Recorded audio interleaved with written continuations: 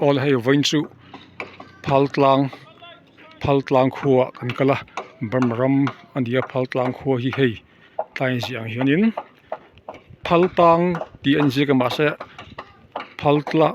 phaltlang ti lam ton di om takani an seidan chonin a khuwa hi hei ti hi ta in kal chho zel chin teng tlam akhinin black top lo nia kong hi khukhop maya ma chu hi Burma Bullfig tepo anti a chan chuanin chiao ral lam mai om kha nia thalo te a ania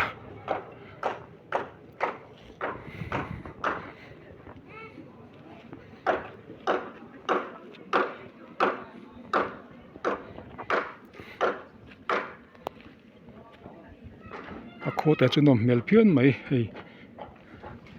lai an kon lai tak vel ni ve nge tu ni a zau lai tak ani mizo ho hi tai poi an kal na se ve ang renga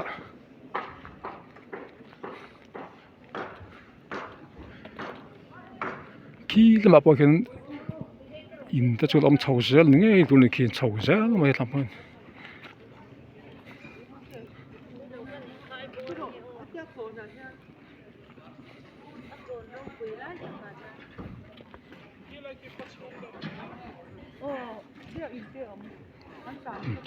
so dor te po oma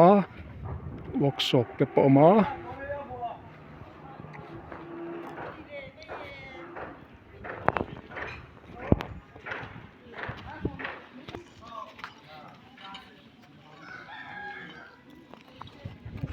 sang te te bang ya chui ji mo